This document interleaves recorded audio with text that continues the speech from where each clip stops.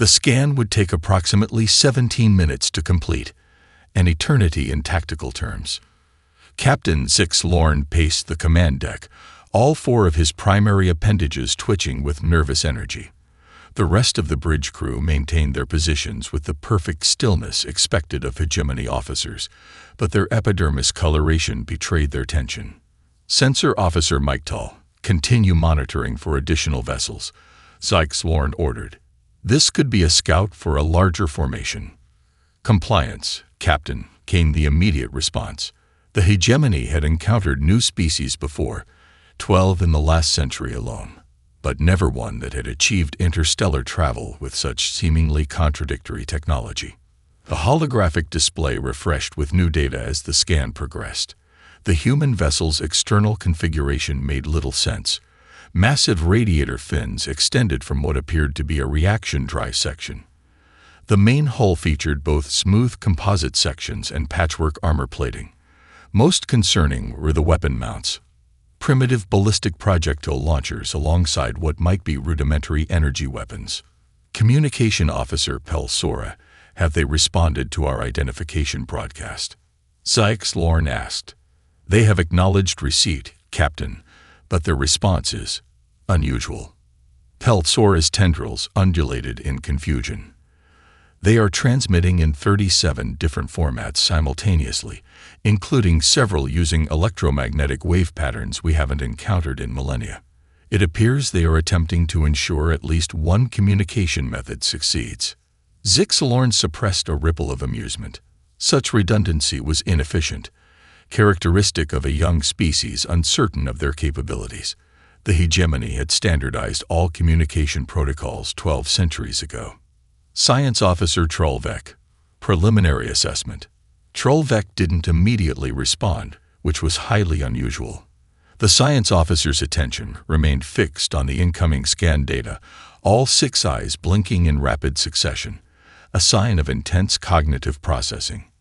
Science Officer. Zix Lorne repeated, sharper this time. Apologies, Captain. The data presents inconsistencies. Trollvek's voice carried the harmonic undertone of scientific fascination. Their vessel utilizes nuclear fission for auxiliary power, yet contains antimatter containment systems far more advanced than their hull metallurgy would suggest.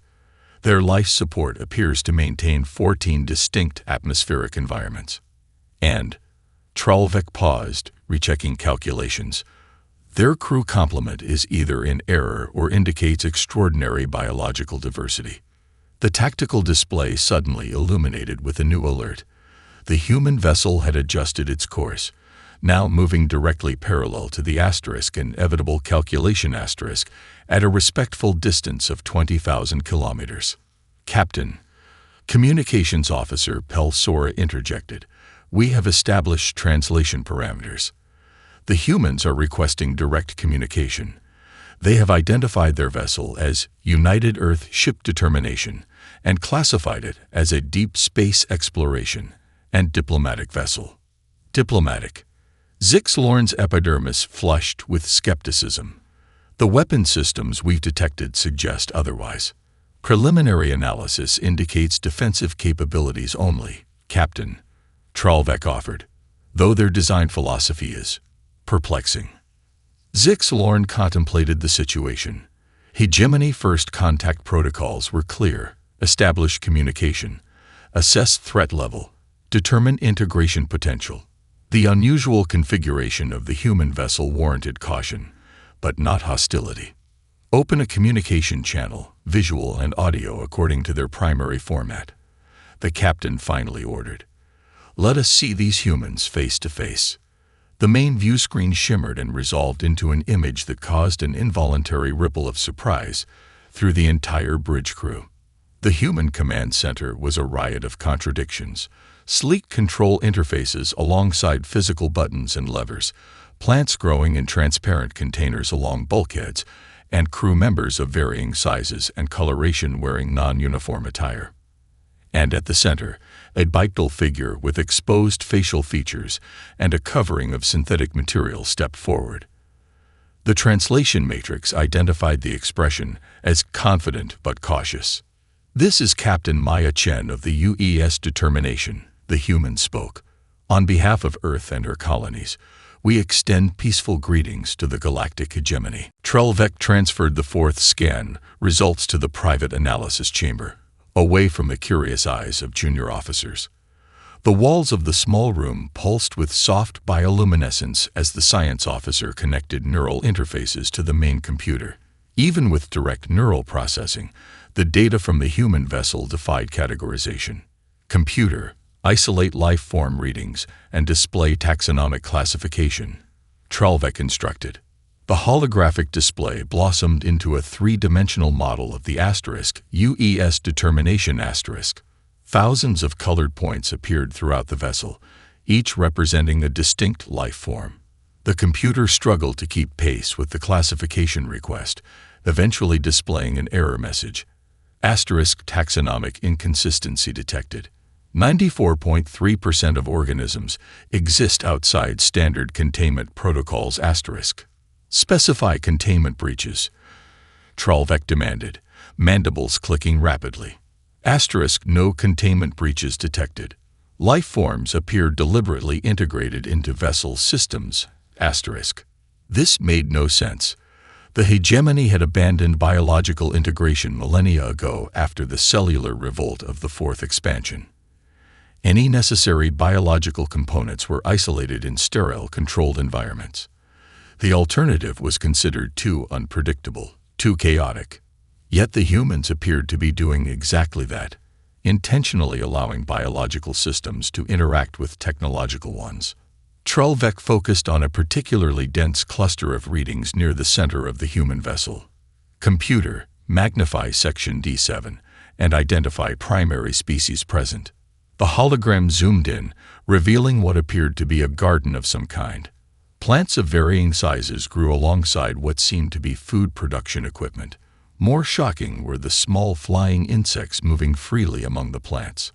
Asterisk warning. Detected organisms match classification for pollinators. Historical records indicate high reproductive volatility and ecosystem disruption potential asterisk. They're allowing pollinators to roam free inside a starship. Trelvek whispered in disbelief. The science officer shifted focus to the propulsion systems, hoping to find some logic there. Instead, the scan revealed even more puzzling configurations. The human vessel employed a conventional antimatter reactor as its primary power source, efficient but hardly revolutionary. However, the power distribution network defied all standard engineering practices. Rather than the elegant, self-correcting pathways of a hegemony vessel, the humans used redundant, overlapping systems that sacrificed efficiency for survivability. "Computer, run simulation Alpha 7. Catastrophic damage to primary power distribution node." The computer processed for a moment, then displayed a damage simulation.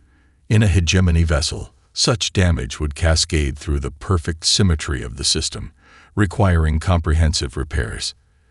In the human design, power rerouted through secondary, tertiary, and even quaternary pathways, some operating at merely 40% efficiency, but functioning nonetheless.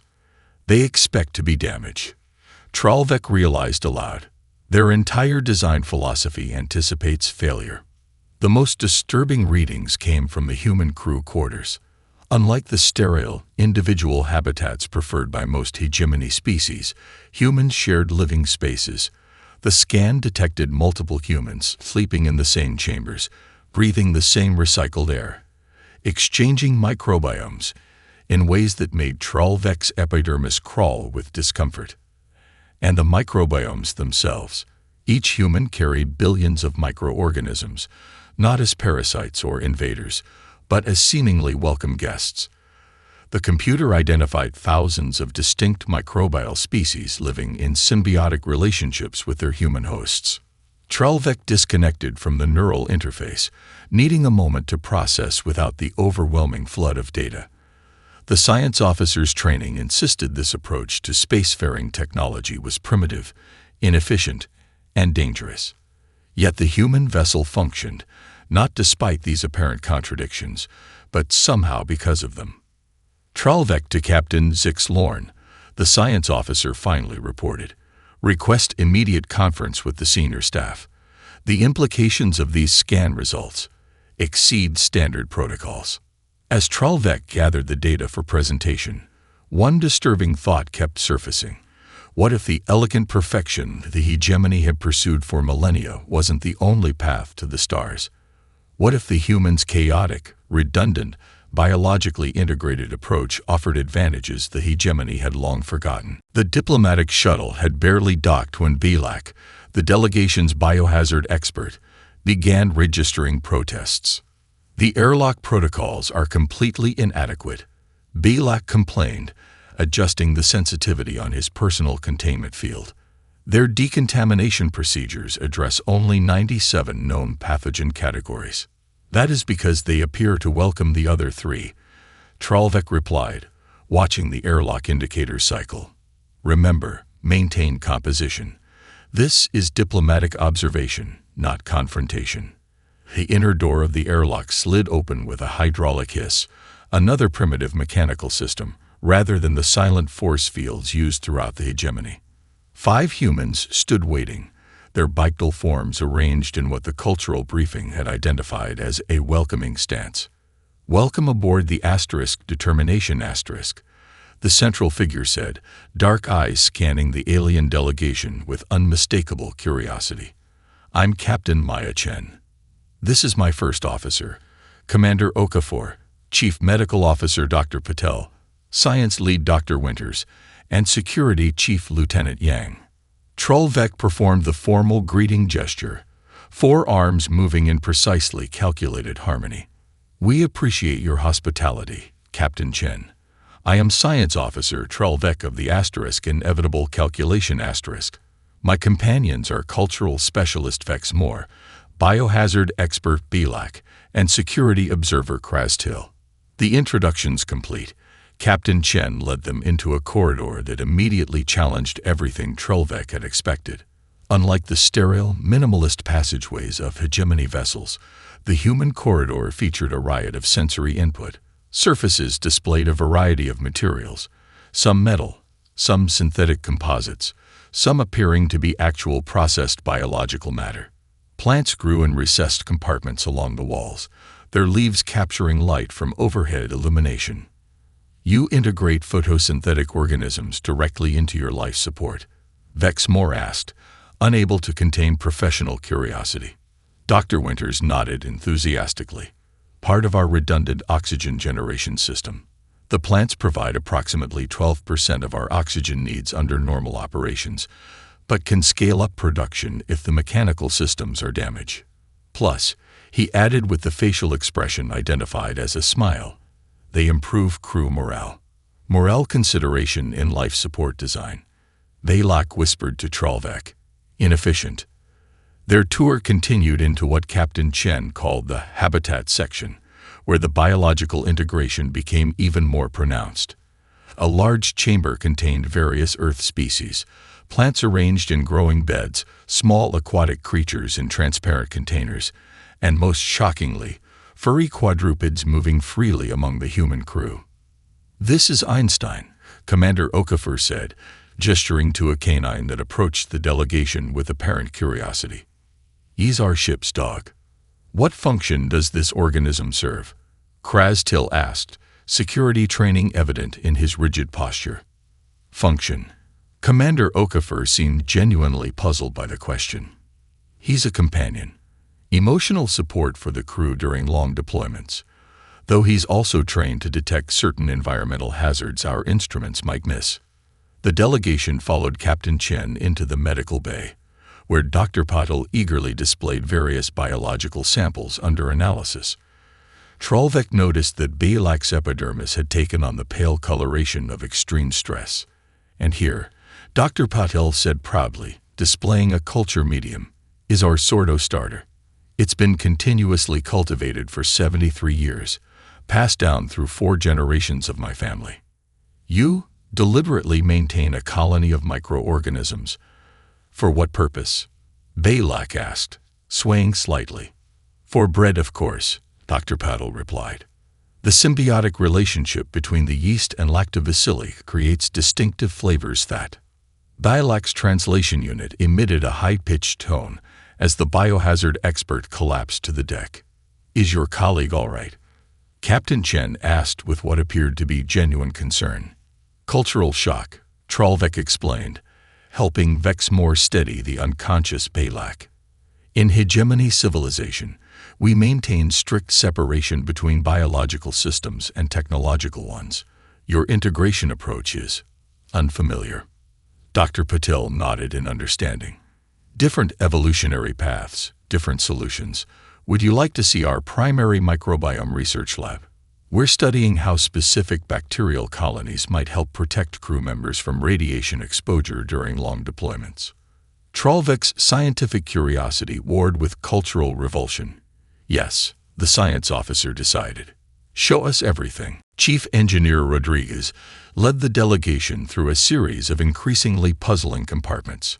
Balak had recovered but maintained a safe distance from any exposed biological elements, personal containment field humming at maximum intensity. "This is our auxiliary control center," Rodriguez explained, gesturing toward a chamber that exemplified human engineering philosophy.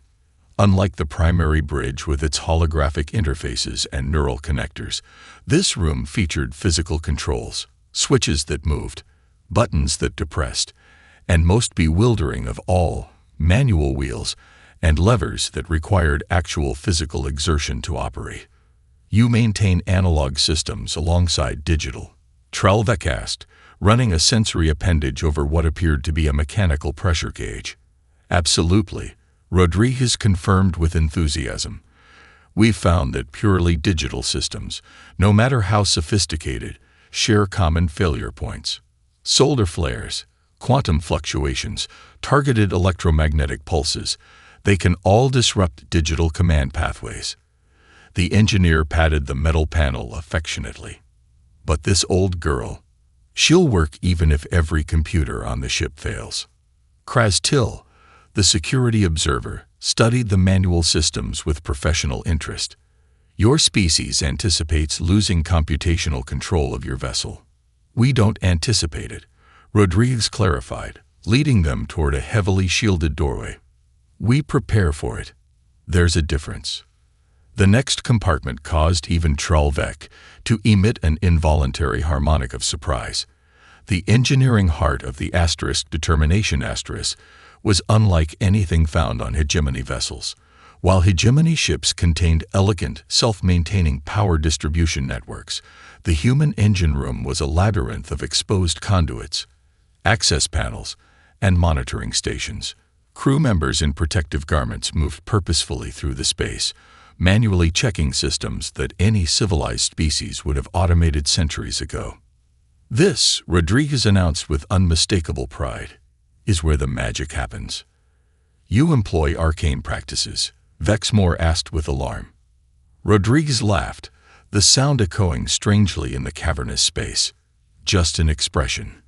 This is our main engineering bay, where we monitor and maintain all critical systems." The engineer approached a central console and entered a series of commands. "Captain Chen has authorized a demonstration of our emergency protocols. Don't be alarmed. This is just a simulation." Without warning, alarm klaxons began to blare throughout the compartment. Overhead lighting shifted to a red hue, and human crew members immediately began moving with practiced efficiency. Simulating cascade failure in the primary antimatter containment system, Rodriguez explained calmly as chaos erupted around them. "Under hegemony protocols, I believe this would trigger immediate evacuation. The vessel would be automatically scuttled," Trollvek confirmed, watching in fascination as humans responded to what should be a catastrophic failure scenario. Digital displays throughout the compartment flashed warning messages, but instead of triggering automated responses, the crew manually rerouted systems. One technician physically disconnected power couplings and reattached them to alternate pathways. Another crew member crawled into a narrow access tunnel, disappearing from view with only a communication wire trailing behind. Containment field at 30% and failing, called a human monitoring a fluctuating display. Switching to backup generators. When those backups also failed, heart of Rodriguez's simulation, the humans didn't surrender to inevitability. Instead, they implemented increasingly crude but effective solutions. Coolant lines were manually rerouted. Power was diverted from non-essential systems. Someone even employed a primitive hand tool to physically adjust the alignment of a critical component. In hegemony design philosophy, Trollvek observed, "We create perfect systems that cannot fail." And when they do fail, Rodriguez asked, eyes fixed on the emergency response, then they fail completely. Trollvek admitted, perfection, once compromised, cannot be maintained. Rodriguez nodded as though this confirmed something. That's the difference, then. We don't build perfect systems. We build imperfect ones that can be repaired by imperfect beings under imperfect conditions. The engineer's eyes reflected the flashing emergency lights. Perfection is a destination never reached. Adaptation is a journey never ending. As the simulation concluded, the humans returned systems to normal with the same organized chaos that had characterized their emergency response.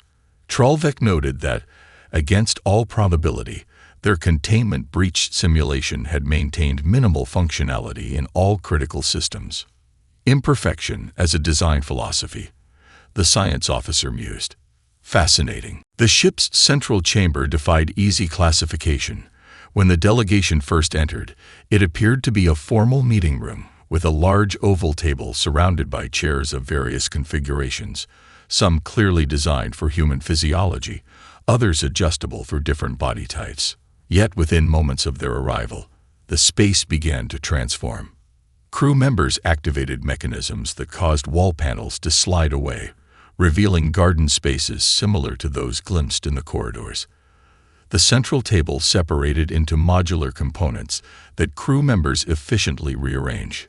Some sections became workstations, others transformed into display platforms, and still others shifted into what appeared to be recreational configurations.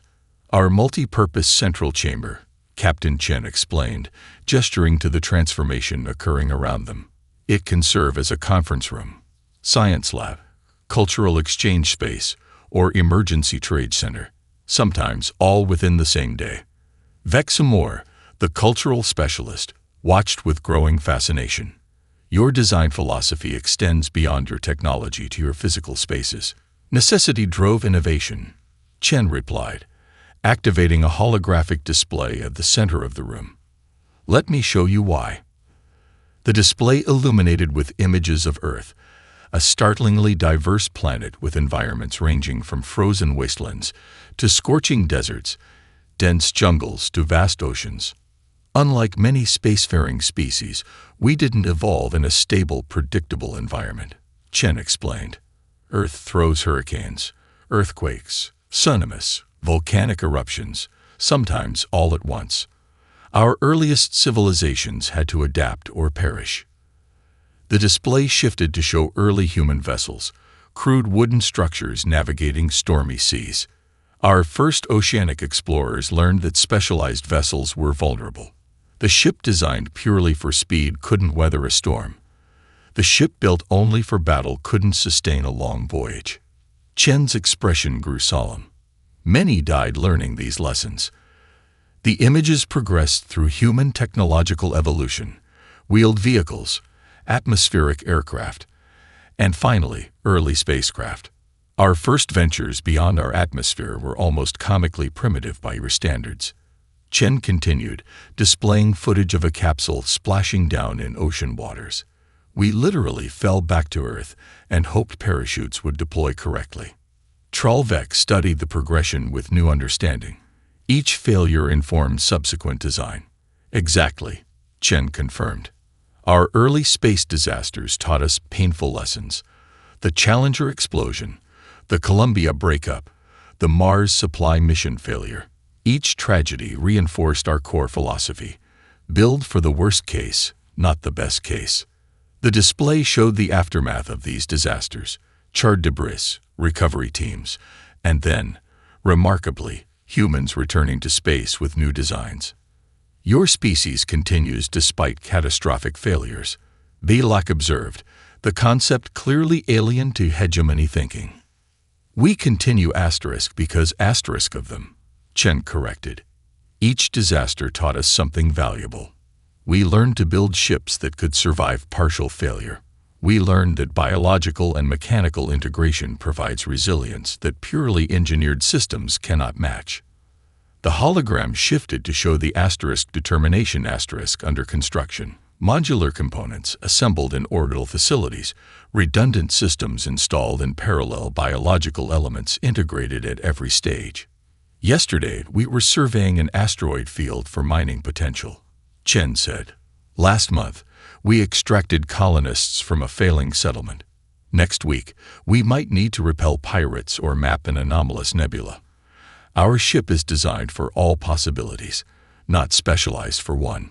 The captain gestured toward a crew member who approached with what appeared to be small cups containing a brown liquid. Coffee, Chen explained, offering the cups to the delegation, a traditional human beverage shared during important discussions. Trollvik hesitated, scanning the liquid with a personal analysis device. It contained numerous organic compounds, some mildly psychoactive. It's perfectly safe, Chen assured them. In fact, many of our best innovations came while sharing this very drink. After a moment's consideration, Trollvik accepted the offering. The hegemony prided itself on technological perfection, yet here was a species that embraced imperfection and thrived because of it. Perhaps there was wisdom in their approach worth exploring, even if it came in a cup of suspiciously brown liquid. The Hegemony Council chamber rarely hosted emergency sessions. The vast circular space, with its 19 distinct environmental zones arranged around a central holographic platform, had been designed for deliberation rather than rapid decision-making. Yet now all 47 council representatives had assembled within 6 hours of receiving Trollvik's preliminary report. The data must be corrupted, insisted Krell, the militant overseer, his crystalline appendages clicking against the neural interface. No species develops interstellar capability with such contradictory technology. The central hologram displayed a rotating model of the asterisk UES determination asterisk, with key systems highlighted according to Trollvik's analysis. The data has been verified through 4 independent scan sequences, Trollvik responded, maintaining professional composure despite the implied criticism. Science Officer Meklar from the Strategic Vision has conducted additional long-range analysis that confirms our findings. First Speaker Olantur, representative of the founding Turvak species, gestured for attention. Let us focus on strategic implications rather than questioning established facts. Strategic Simulation Master Kavrin, your assessment.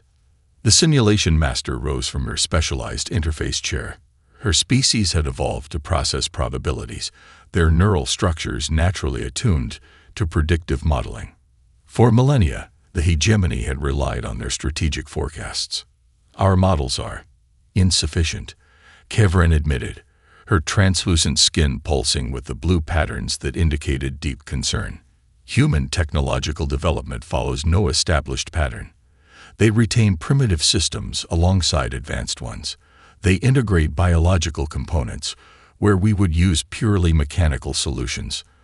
Most concerning, they design for failure scenarios we consider unacceptable. Explain, demanded Krell. Hegemony military doctrine is founded on precision strikes against critical systems. Kevrin continued. We target command nodes, power distribution networks, weapon control systems. Our simulations assume that destroying these key points will render an enemy vessel non-functional. The hologram shifted to display attack simulations, highlighting standard hegemony targeting sequences. However, Kevrin's voice took on a harmonic of distress. Human vessels are designed to function even when critical systems are compromised. They can reroute commands through secondary pathways. They can manually operate weapon systems. They can sustain life support through biological redundancies. The strategic forecaster from the Science Directorate, a hovering orb of condensed gas contained within a specialized field, pulsed with light patterns indicating disagreement. Surely such adaptability comes at the cost of efficiency. Their vessels must be inferior in direct confrontation. That assumption proves dangerous, Kevren countered. Our simulations suggest that while a human vessel would indeed be outmatched in initial engagement with a comparable hegemony warship, its degradation curve under sustained attack is unlike anything in our historical database. The hologram displayed two lines, one showing the steep performance decline of a hegemony vessel under attack, the other showing the much more gradual degradation of the human ship. They don't break cleanly, Kevren explained. They degrade, and while degrading, they adapt. The security director, a massive being rarely moved to speak, rumbled from its environmental chamber. You suggest these humans are a threat. I suggest they are an unknown quantity, Kevren corrected. Our strategic models rely on opponents who think as we do, who build perfect systems and expect them to function perfectly. Humans build imperfect systems designed to function under imperfect conditions. This philosophical difference renders our standard strategic assessment tools inadequate. First Speaker Olantur absorbed this information in silence before addressing the council. What do we know of their territorial ambitions, their resource requirements, their social structures? Very little, Trollvek admitted. Our communication has been limited to scientific and technical exchanges. They have been open with information, but clearly guard certain aspects of their capabilities. As would any species, the diplomatic liaison noted, Krell's crystalline form pulsed with aggressive light patterns. The prudent approach is containment. Restrict their expansion until we fully understand their capabilities. The first speaker's sensory appendages rippled in the pattern indicating deep contemplation. And if they resist such containment, if they perceive our caution as hostility, then we would face an adversary whose responses we cannot accurately predict, Kevren stated. An adversary designed to function in chaos rather than order. An adversary whose technology embraces failure modes as opportunities rather than endpoints. A weighted silence fell across the council chamber as the implications settled among the assembled representatives. For a civilization built on predictability, order, and perfection, the humans represented something profoundly unsettling, a reminder of the chaotic evolutionary paths the hegemony species had long abandoned. Captain Maya Chen braced against the bulkhead as the determination shuddered under another impact. Emergency lighting cast harsh shadows across the bridge, and the acrid smell of overheated circuitry filled the air. Damage report. She called over the blaring alarms. Lieutenant Commander Ramirez, hunched over a flickering tactical display, responded without looking up. Direct hit to primary communications array. Secondary and tertiary arrays still online but degrading. Port maneuvering thrusters at 40%. Hull breach in Section 14. Emergency containment holding. 2 hegemony destroyers. Officer Wong reported from the sensor station. Solaris class, according to the database they shared. They've taken up flanking positions and are using standard disabling patterns. Chen processed this information in seconds. The attack had come without warning, while the determination was preparing to depart hegemony space. No communication, no demands. Just the sudden appearance of 2 warships and immediate weapons fire. They're trying to cripple us, not destroy us, Chen realized aloud. Targeting our communications, propulsion, and sensors in sequence. Standard hegemony incapacitation protocol, agreed Science Officer Park, who had been studying the alien tactical documents. They expect systems to fail in predictable cascades. Chen's lips curved into a grim smile. Then let's show them how humans handle system failures. Implement chaos protocol. The order spread throughout the ship with practiced efficiency. Within moments, the determination response changed from predictable defensive measures to something the hegemony tactical computers would struggle to categorize. In engineering, Chief Rodriguez personally disconnected the primary power regulation system, shifting control to manually operated substations distributed throughout the ship. Randomizing power signature, he reported over the emergency channel. They won't be able to target specific systems. The ship shuddered again as another energy pulse struck the hull. Port sensor array disabled, Wang reported. Reroute through the astronomical survey equipment, Chen ordered. Different wavelengths, different configurations. They won't expect that. The tactical officer looked up in surprise. The survey equipment isn't designed for combat sensing. It's designed to detect minute variations in stellar phenomena, Chen countered. Recalibrate it to focus on energy fluctuations in hegemony shield systems. As the crew implemented increasingly unorthodox solutions, the hegemony attack pattern began to lose effectiveness. Their targeting algorithms, designed to predict system failures and target subsequent vulnerabilities, failed to account for a ship that reconfigured itself in real time. They're pausing to reassess, Ramirez reported. Their attack pattern has broken sequence. Chen seized the opportunity. Vent atmosphere from damaged sections, controlled bursts coordinated with maneuvering thrusters. The unexpected maneuver pushed the determination into a position that confused the hegemony targeting systems. For a few crucial seconds, the attacks ceased entirely. Now for the counterattack, Chen ordered. Deploy our secret weapon. Throughout the ship, crew members who had trained for this contingency sprang into action. Engineers deliberately overloaded non-essential systems, creating energy spikes that interfered with hegemony sensors.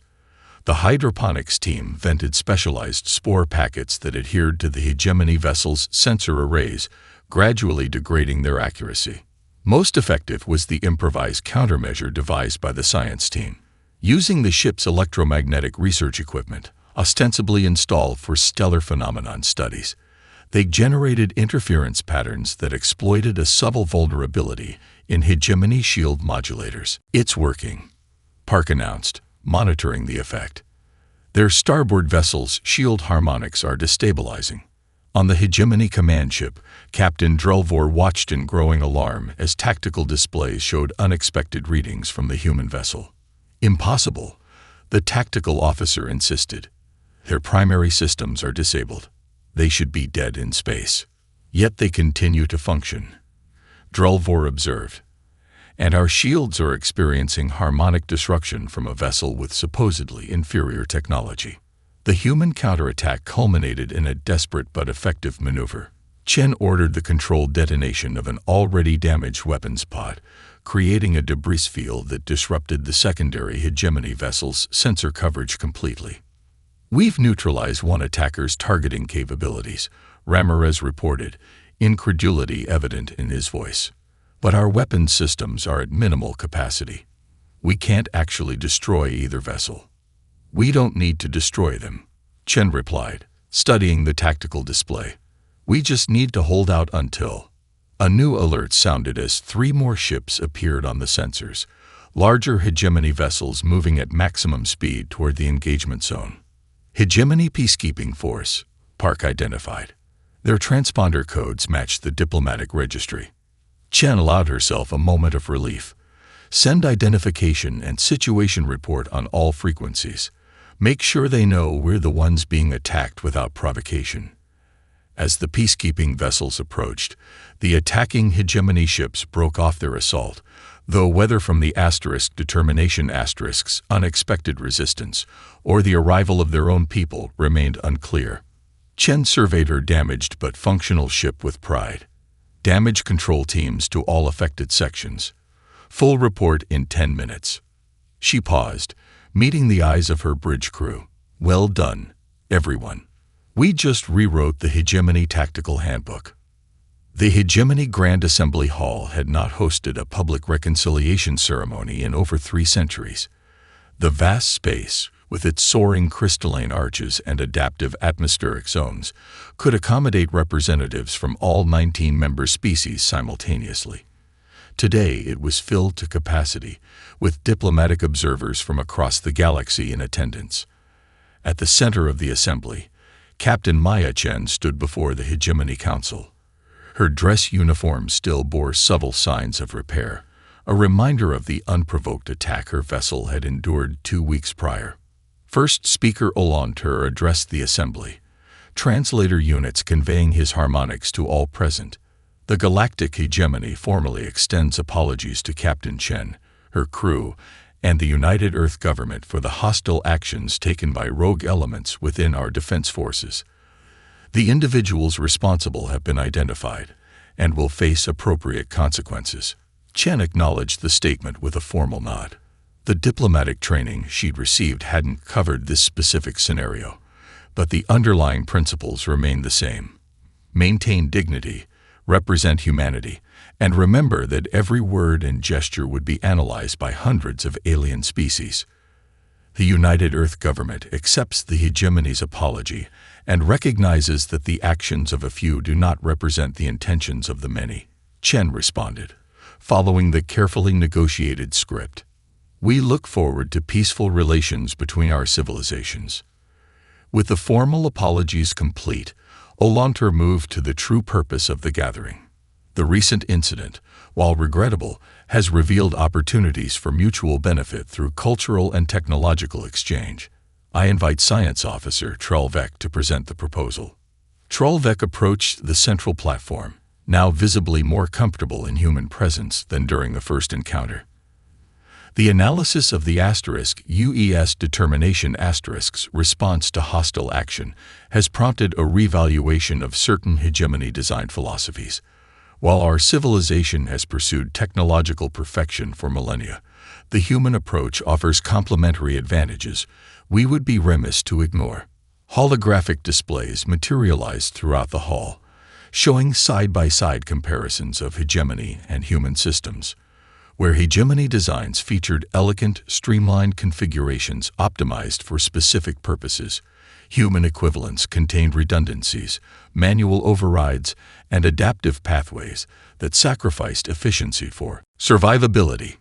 The first joint project proposal, Trollvek continued, involves the development of a new vessel class incorporating both design philosophies.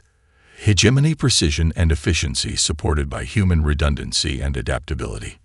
Engineer Rodriguez, standing beside Captain Chen, couldn't suppress a smile as technical specifications appeared on the displays.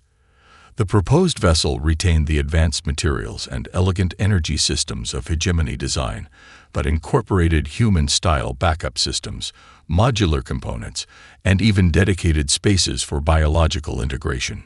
Additionally, Trollvek added, we'd propose exchange programs in the biological sciences, human approaches to microbiome management, symbiotic relationships, and ecological integration offer potential advances in fields the hegemony has neglected for generations.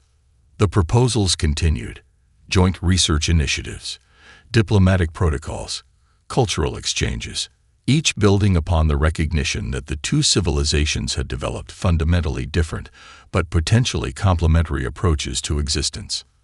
As the formal presentation concluded, Captain Chen was invited to speak. She gazed around the assembly, taking in the diversity of forms present: crystalline entities, gaseous beings contained in specialized fields, massive silicate creatures, and dozens of variations on the bilateral symmetry common to Earth life. When your sensors first scanned our vessel, Chen began, you saw what appeared to be contradictions and inefficiencies. You saw systems that shouldn't work together somehow functioning in harmony. You saw an approach to technology and life fundamentally different from your own. She paused, making eye contact with Trollvek, who had come the furthest in understanding the human perspective. What you initially perceived as primitive was actually something else entirely: adaptation. On Earth, we evolved not in stable, predictable environments, but in constant change and challenge.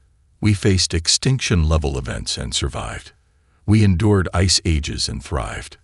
We suffered plagues and recovered. Engineer Rodriguez stepped forward to stand beside his captain. We never eliminated the chaos, he added. We learned to dance with it. 6 months later, the first joint human hegemony vessel was launched from the orbital shipyards of Proxima Centauri. The * cooperative venture * incorporated technology from both civilizations: hegemony precision supported by human redundancy, alien efficiency enhanced by Earth ingenuity. Science Officer Trollvek, now heading the hegemony's newly established Human Studies Division, stood beside Engineer Rodriguez in the observation lounge. as the ship cleared the construction docks. "When we first scanned your vessel," Trollvek admitted, "we thought we were encountering primitives." Rodriguez laughed, clapping a tentacle in what had become a familiar gesture between them. "That's the funny thing about humans. We never really stopped being primitives. We just built starships around our primitive instincts instead of trying to evolve past them." As the new vessel accelerated toward its first mission, its design represented the beginning of something remarkable, a civilization that valued both perfection and adaptation, efficiency and resilience, elegance and functionality. The simple scan that once seemed to reveal primitive technology had instead revealed humanity's greatest strength, embracing imperfection as the pathway to survival in an imperfect universe.